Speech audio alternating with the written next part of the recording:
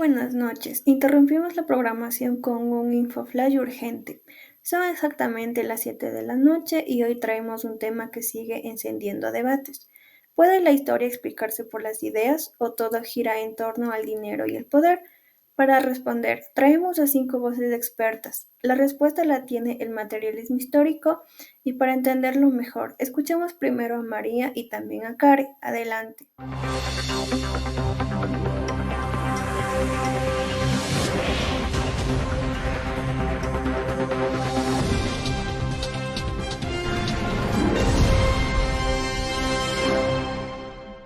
Gracias, Michelle. Desde la perspectiva del materialismo histórico, no son las ideas ni las creencias las que impulsan el desarrollo de la historia, sino las condiciones materiales en las que vive una sociedad. Es decir, lo que realmente determina el rumbo histórico es la forma en que las personas organizan la producción de bienes y satisfacen sus necesidades básicas. Esta teoría, desarrollada principalmente por Karl Marx y Friedrich Engels, sostiene que los cambios económicos y las relaciones entre las clases sociales son el motor principal de los procesos históricos y de las transformaciones sociales. A continuación, mi compañera. Exacto, lo que comemos, lo que vestimos, cómo trabajamos, todo eso constituye la base de la sociedad. Y Marx y Engels fueron quienes lo explicaron con claridad. Hoy en día, el materialismo histórico sigue siendo muy útil porque nos da una forma clara de ver por qué existen tantas desigualdades y cómo funcionan los sistemas de poder. Nos ayuda a entender que muchas de las cosas que parecen normales en la sociedad, como las diferencias en el acceso a la educación o las oportunidades de trabajo, en realidad tienen que ver con cómo está organizada la economía y quién tiene el control de los recursos. Incluso la manera en que funciona la educación está influida por estas estructuras. No es algo neutral ni separado de la realidad social. Y por eso es el enfoque perfecto para analizar cómo el pasado y el presente están conectados por algo más que ideas. Están conectados por estructuras reales. Interesante punto de partida. Entonces, ¿esto viene solo de Marx? ¿Qué tanto influye en lo que vivimos hoy? Alex nos lo cuenta. Buenos días, compañera Ramos y a todos los televidentes. Mi nombre es Alex Puma y es un gusto estar aquí compartiendo este análisis con ustedes. Gracias por la pregunta. Mira, para entender bien el materialismo histórico, primero hay que partir de una idea central. No son ideas las que mueven la historia, sino las condiciones materiales en las que las personas vivieron. La base del materialismo histórico es lo que impulsa la historia. No son las ideas, no son los discursos, sino las condiciones materiales de vida, como acabo de mencionar. Cómo producimos, cómo trabajamos y cómo nos organizamos para sobrevivir. Eso es lo que determina cómo funciona una sociedad y cómo cambia con el tiempo.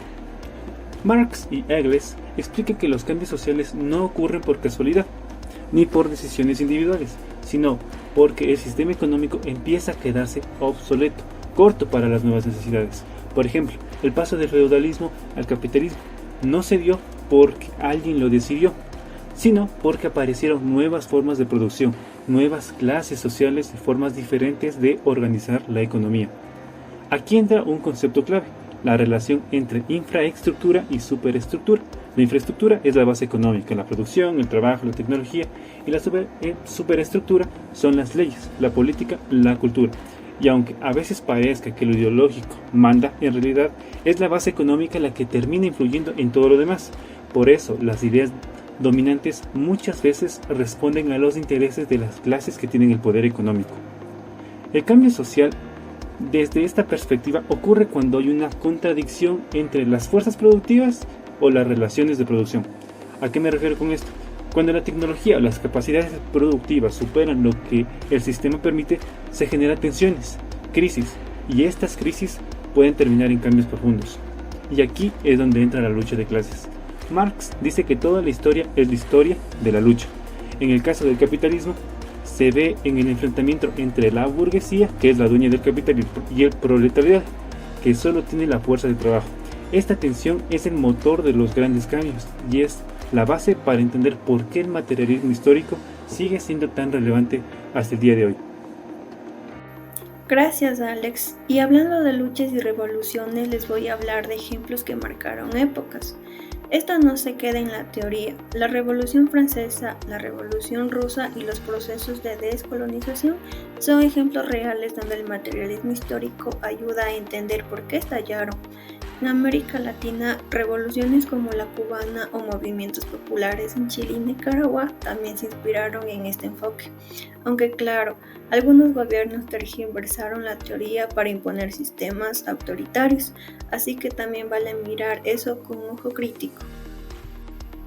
Nada como ver una idea puede inspirar o manipular. Jennifer, ¿esto todavía sirve hoy o es cosa del pasado? Nada como ver una idea puede inspirar o manipular. Jennifer. Gracias por este pequeño espacio. Claro, sirve más que nunca.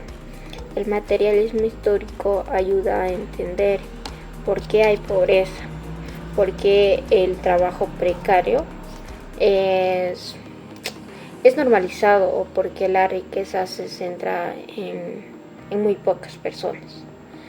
Y lo más potente nos recuerda que todo eso es construido, no es natural. Por lo tanto, también obviamente puede cambiarse, ¿no?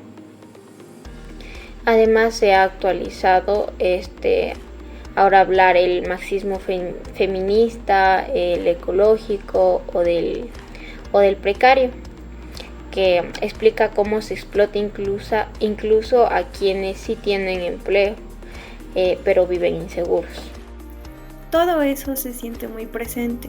Y para cerrar, escuchamos a Betsa con una reflexión final. Gracias, compañera. Este enfoque me ayudó a ver que las cosas que creemos normales, como la pobreza o la desigualdad, no lo son. El materialismo histórico me hizo entender que el sistema no se cae solo, hay que cuestionarlo y transformarlo. También me mostró que las ideas dominantes muchas veces responden a los intereses de quienes dominan la economía. Pero si las personas han hecho la historia, entonces también podemos cambiarla. Y con eso cerramos este InfoFlash. Hoy más que nunca necesitamos herramientas para entender lo que pasa, y el materialismo histórico sigue siendo una de ellas. Gracias a todo el equipo por estas intervenciones tan claras. Nos despedimos, pero ustedes quédense pensando.